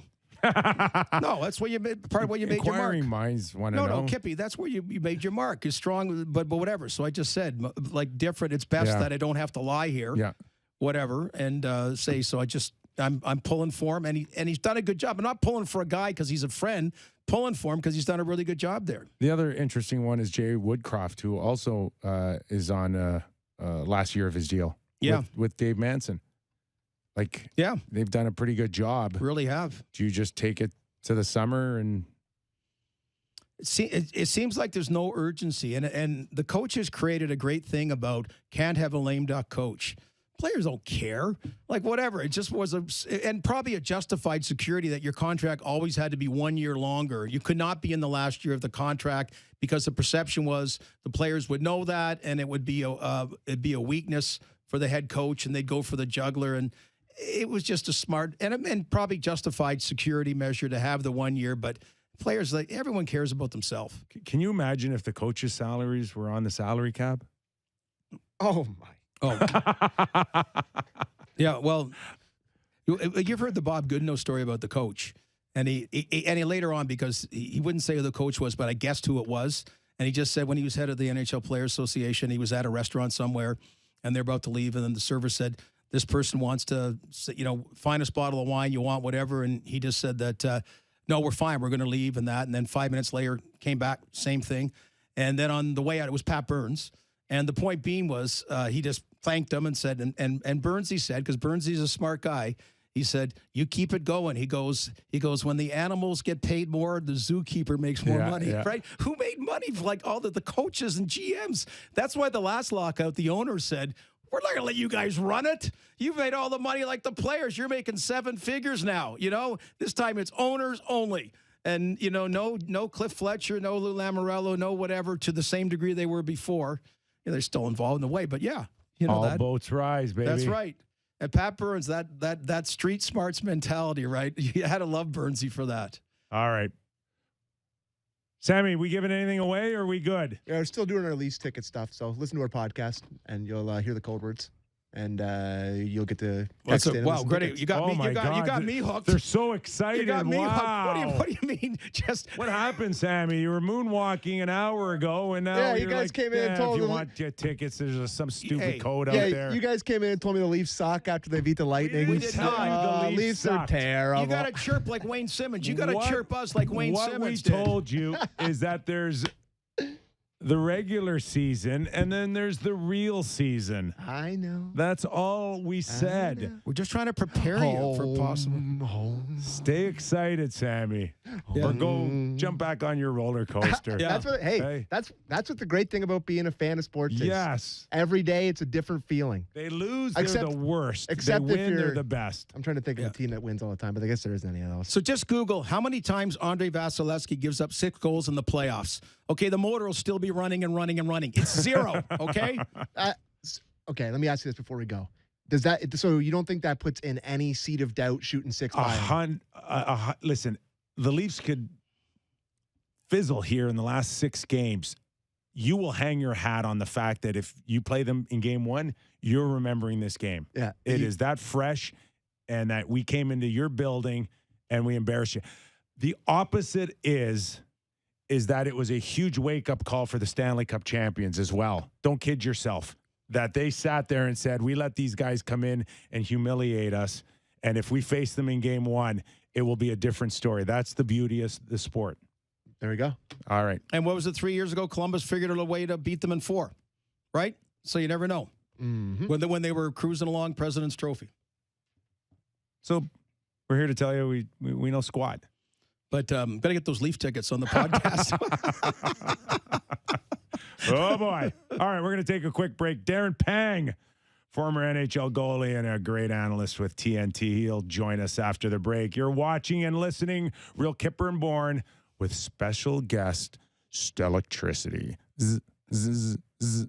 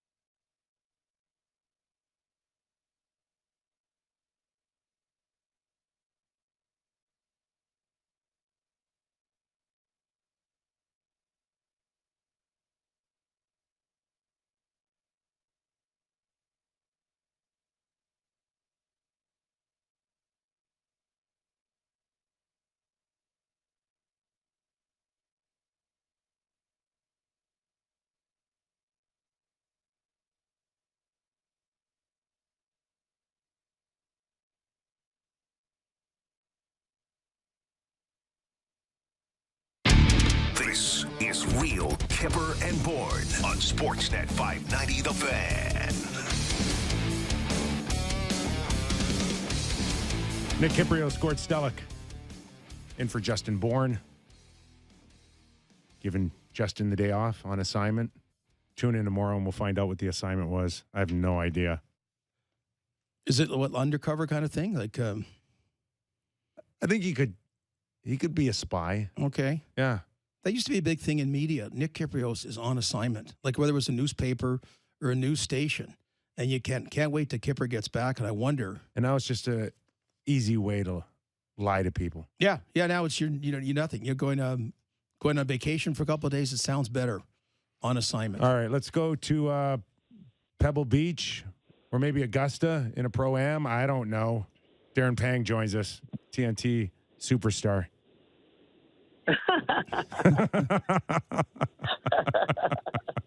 How are you, buddy? Well, that's a word that's never been described when I've gone on to your show. Well, this show is not your normal show. How you doing today? We're well. How are you? I'm doing great. Where do we find you? I'm pumped up about the news. I'm in a car service right now, going from my place in St. Louis to the airport, and I've got a flight at 5:30 to Washington D.C. and tomorrow I've got Tampa Bay and Washington. So a real good game on TNT tomorrow. You think Tampa Bay? They still want to play after getting throttled by the Leafs? They're good. They still want to continue the season. No, I talked to Coop and he said that's it. He's done with it. They're going to pack it in. Two-time defending Stanley Cup champs are just going to go away quietly into the night. I don't think so. I think that I'm interested. I mean, it hasn't been an easy ride, Kyper, for them. You know that. You've been watching them, and they made some changes and they got Nick Paul and Brandon Hagel, but. All in all, I think they're still, they're just trying to find that next level of let's get ready for the playoffs kind of game. And I think they're really missing that Ryan McDonough. I tell you what, I don't think enough people in the NHL talk about how good Ryan McDonough is. I mean, for me, he may be the most underrated, if not defenseman, he might be the most underrated player in the NHL. He's that good and he's that valuable. So, Panger, I don't think Kyper knows that around the time when I created Stellectricity in Toronto, I did create Panger Vision. Remember that short-lived Panger Vision that we tried? What do you mean short-lived? It's still living. Okay, still there. Yes, Panger Vision's still alive. Maybe didn't make the money, I thought, but Panger Vision, we tried to. Yeah, he was up in the press. You gave him a pair of glasses? I think we had a Nintendo game. We gave back then some McGregor socks and some cologne. I think he got all three. But yeah, we could call. He would come on Panger Vision. It sounded big. It's funny that those are the years that. In my early days of ESPN, where I was doing a whole lot and I was running around my head cut off, and that's where we came up with Panger Vision, or you did. Yeah. And now here I am. I'm 58 years old, and I'm back at it again. So maybe it lives for another time. It's going to live again. Well, he got big because he's just starting ESPN, doing Chicago. So now I know we're doing Tampa Bay, Washington tomorrow, but one thing, the team you covered the most, St. Louis Blues. 720 goal scores. Like, I mean, you talk about someone kind of lying in the weeds. Like, this team is almost, maybe even, dare I say, because it wasn't a team of superstars when they won the Stanley Cup. And it's almost like they're getting that. And even with a different goaltender grabbing the crease right now, like I smell a lot of similarities, Darren. It is quite remarkable. And I'm amazed every single night because it isn't just one guy. They're not just looking for Vladdy Tarasenko to score goals. Not whatsoever. He's in the middle of the pack with the seven guys that you just talked about. I mean, it's a well-balanced hockey team that the only thing that they were looking at, and prior to the trade deadline, there was a little inconsistency with any of that fourth-line identity. And it's something that coaches like Gerard Gallant, Craig Berube, I'd probably throw Daryl Sutter in there as well. I mean, there's a large value to be put on a fourth line that can go out and check the other team's best players if you get in a bad line change or an icing situation, or change the momentum with some heavy forechecking. And, they kind of didn't have that, and now they do. And I think that's what's really helped balance out this lineup right now. Hey, Panger, we're inside the bubble of the Maple Leafs here, but what does last night's win against Tampa Bay do for those outside the microscope here, and the perception now of what Matthews and Marner are doing, and how much the rest of the league will take notice? Oh, I think everybody takes notice, Kyper. I know that when you're there and you're covering it all the time, and you see the deficiencies and you see the strengths and you see the highs and you see the lows, and there doesn't seem to be a whole lot of even keeledness. There never has been around the Leafs, or a lot of the Canadian teams for that matter. But I think anytime you throttle a team like Tampa Bay, it's a measuring stick. I mean, it goes the other way. Everybody's all down in the dumps. It goes this way, and everybody's feeling pretty good about what the future holds with a healthy Campbell and Jake Muzzin. The defensive core looks like it's going to get stronger for the playoffs. So yeah, Kyper, I think everybody takes notice. And it's not just because of Marner and Austin Matthews. I mean, could have been the scrap. How many games ago was that the big scrap from Wayne Simmons? You got there's a little identity there as well, a little gumption that they have on the bottom six. So all in all, I guess, Kyper, it's not going to matter. I'm probably with a whole lot of people that sit back and we watch the Toronto Maple Leafs, and until the playoffs start, until Game 1 starts, until Game 2 starts, until you hit a little adversity, how are they going to handle that adversity? That's all that's going to matter, really. Not the regular season and beating Tampa Bay, but it doesn't hurt when you go in there and you beat a great team like Tampa Bay. Can you repeat that and just reference Sammy's name at the beginning of it? Whose name? Our producer Sammy. He came he's the young guy here, Sam McKee. And we'll bring him on here because he came like a wide-eyed kid today because he's already got the Stanley Cup parade planned. Yeah. Well, we burst his bubble, Darren. Go ahead, Sammy. Well, Panger, Is that the emotional up and downs we're talking about? Yes, exactly. Yeah. Well, Panger, we came on the air today, and they said that the Lightning are no good, and the Leafs just beat a crappy team last night. There was nothing that they gave back. So there you go. That was my perspective. You know what, Sam? I love the fact that you jumped on here, and I'll pump you up for a little bit here, okay? So thanks, brother. You got it. I mean, you're always nice when you text me and ask me to go on, and I give you grief because it's Kyper, and and then I succumb to it all, and I go on the show. So, Sam, anything you need, I'll try to help you out, okay? What a beautiful man Darren Pang is. All right, back to it. He is. Yeah, see, that's the Leaf fan there. That's as you know, Panger, that's exactly it. But tell me this. You're the goaltender, so you see it from the opposite side. Andre Vasilevskiy, 6 goals by him. Okay, it's not going to phase him, I don't think. You can tell me any different. But what does it do for the Leafs that could never beat him before? This guy plays all world all the time. This guy, Game 7 against the Islanders, that 1-0 lead might as well have been 100-0. That when you do break a goaltender, so to speak, even in one regular season game. Well, he's all world, and he's the best goalie in the world, and by far he's the best goalie in the National Hockey League. So, I mean, to dent the armor, it says an awful lot about. Well, first of all, it says an awful lot about puck movement and skill. And when I see that even the greatest goaltenders in the world have a little bit of doubt or a little lack of trust when you've got the kind of skill that he's facing. I've seen a lot with goalies that are red hot and they come up and they play speed and they move it dot to dot and they go behind the net and they're flying. And then soon enough your goaltender starts getting on his heels a little bit and maybe cheating a little bit because he doesn't trust the fact that there's going to be a coverage on the far post. So I think it speaks volumes about the skill and the variety of opportunities that you're going to get when you're playing against the Toronto Maple Leafs when they're humming. And when they're humming, I guess I'll safely say it just puts doubt in your mind. It's no different than, I guess I'm going to go back to my day in the old 21-team league that you went into Edmonton at Northlands Coliseum and played the Oilers, and it was like, oh boy, like you're just backing up and you're backing off, and then you're lacking trust, and then you're giving up bad goals on the short side because you just lose that little bit of swagger and confidence and trust in the coverage that's around you. Hey, Darren, as if we needed another reason to love Daryl Sutter, but he said that playing Colorado in the first round would be a waste of 8 days. And yet earlier, Gord and I were talking, and Gord said that 4 teams after the first round in the East. Now, I don't know if any jobs will be lost, but 4 teams will be devastated. 4 teams will be devastated. Yeah, After the first round, After of the the East, first round in the compare it in the East. West. In the West, there's some that you can kind of in the East. There's 8 teams that are fully expecting to win. Yeah. 4 will be pissed. 4 will be very okay. upset Yeah. with Now the I'm on- expectation now I'm on of board. maybe a Yeah. Stanley Cup final. You know? Now I'm on board with that. And basically, my Kippy didn't finish the sentence, Darren, in your defense. I honestly thought you'd be sharp enough to pick it up, but Panger, you've been with me. You've been with me a few times. I'm not always that sharp. Which four do you think?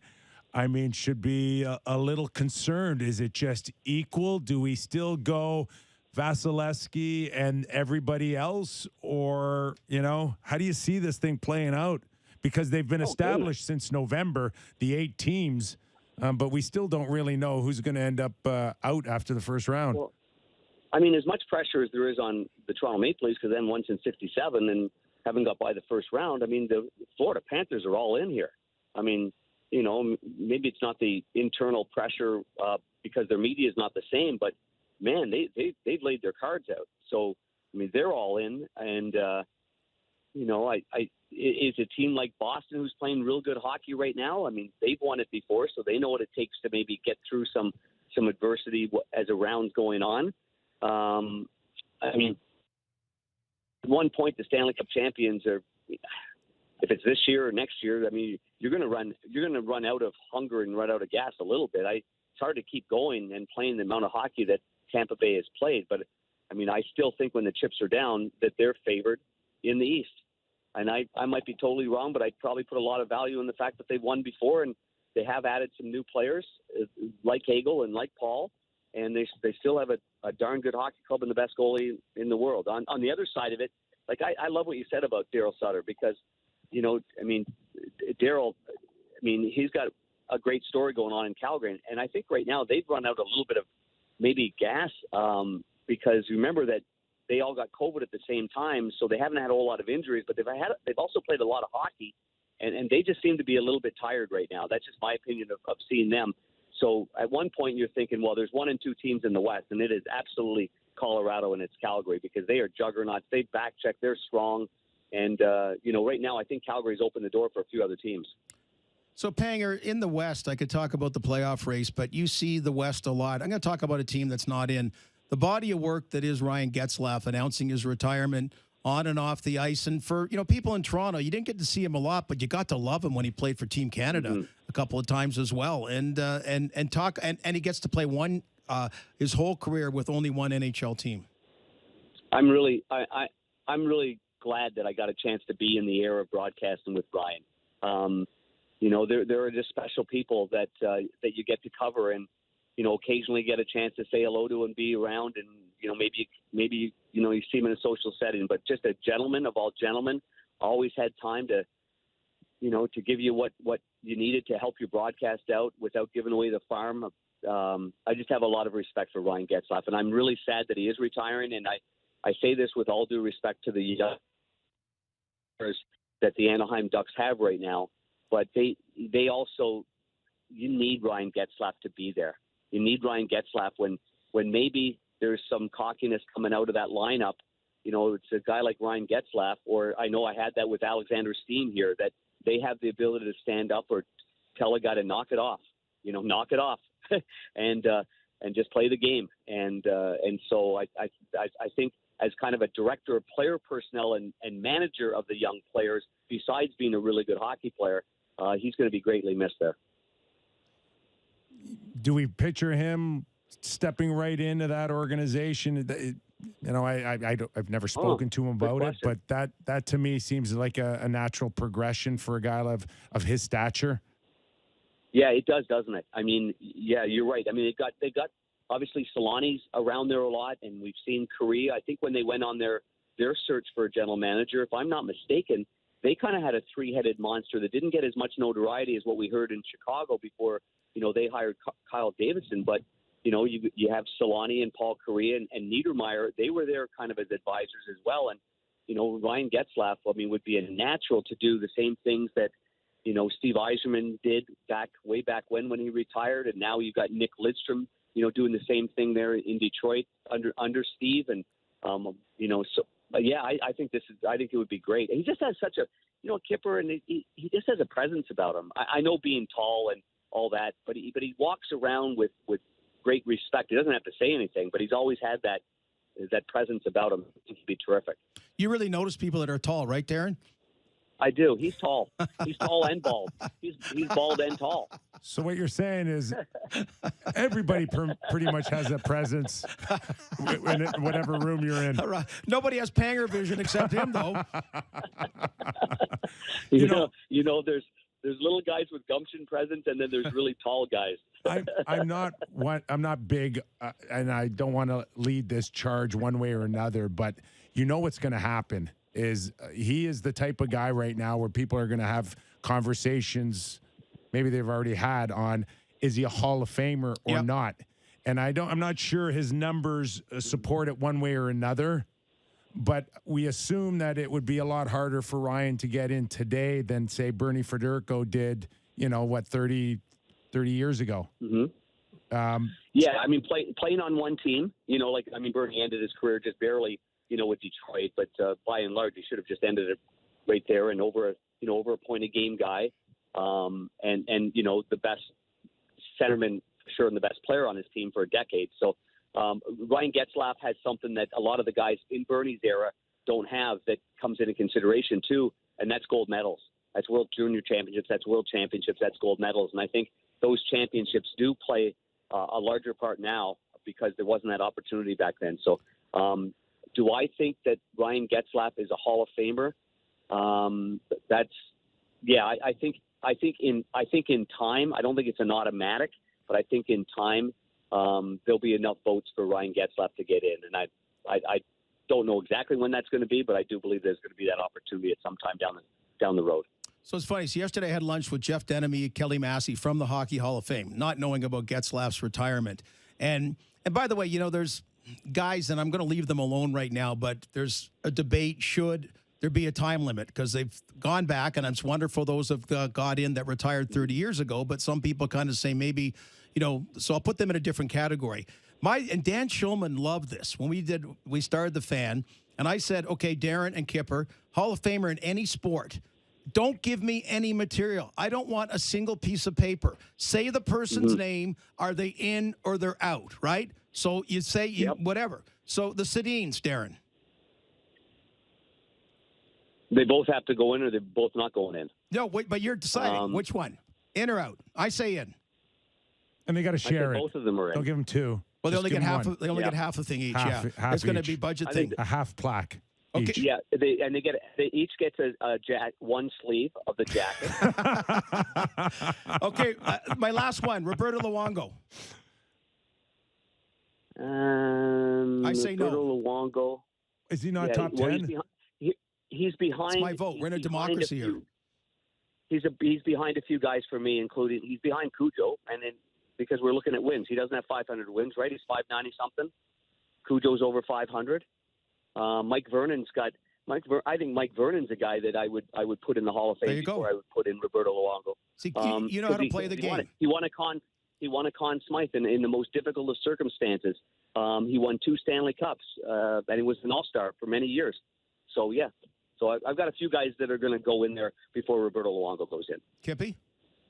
I don't know. I'm sorry I brought it up. What do you mean? It's a fun game. You just say it'd be over in 1 second. I think Curtis Joseph for sure. Okay, that's not what I asked, but Curtis, Luongo. Yes. Oh, okay. So Luongo, no. Yes. And no. we Getzlaf, I say yes. Okay. I like the fact that he played on one team, and he is a true face and of, the ring of that organization, got the ring. and a Stanley Cup champion. To me, he is a Hall of Famer, especially with Anaheim.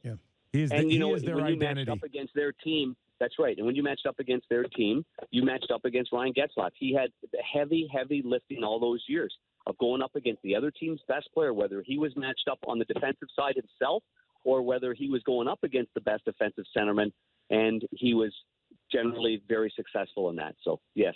Kippy, last one. Darren Pang. Oh, he's in the Hall Absolutely. of Fame. No. Absolutely. For sure. Builder, player, broadcaster. All of it. What'd you think of your buddy Pat Maroon's comments on Chirping, the 10-minute misconduct, and his comments about where the game is heading? Did you catch that? I did not catch that, but where the game is heading, sometimes it worries me, Kipper. I'll say that right off the bat. I think I just still believe that there's a game that's there that should be played, and that some of that outside noise has got to stay away from it a little bit. The people that don't know what's going on inside that game, I think their voices are way too large right now, and let the boys get inside that rink and let them play a little bit. Let them play hockey. There's a lot that goes on in the game, and that leads up to something that everybody's got an opinion on, and that's great. But man, oh man, like, we can't be quiet as church mouses out there. So you're not in the. Let's go play pond hockey. You're not in the Trevor Zegras camp. I think he's got a lot to learn, and I believe that Pat Verbeek's a right guy to be a mentor to him. I believe that what happened that game against Arizona. Besides, I'm not talking about the goal that he scored. I'm talking about the things that went on during the course of that game. From what I understand, there were several Coyotes that said to him several different times, "Knock it off, knock it off." So then he went by the bench a few times, and then he scored the goal, and he went by the bench against basically a team with 11 American Hockey League players. I just think that a player as skilled as that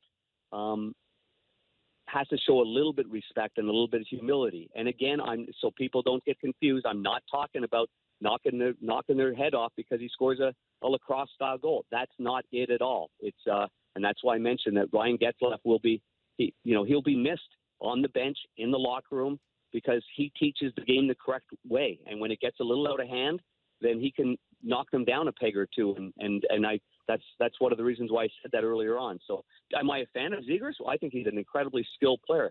Do I think that the younger players like that are the representatives of the league?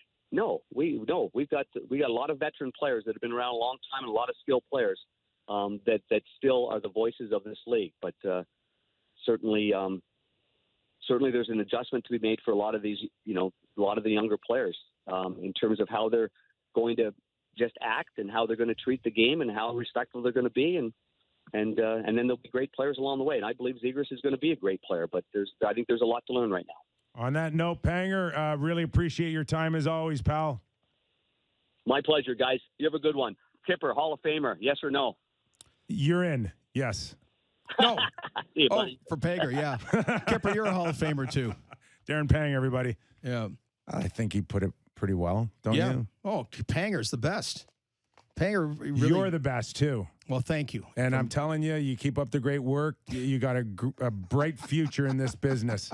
Sammy, you didn't think you could go 2 hours, eh? Gordo's a professional broadcaster. He's been on the air for 100 hours already. I knew Kippy had set the hook a little bit there. That's why I didn't totally bite. I'm able to swim away. Thanks, Gord Stellick, Sammy, Jennifer, Derek, and we'll see you all tomorrow on Real Kyper and Bourne.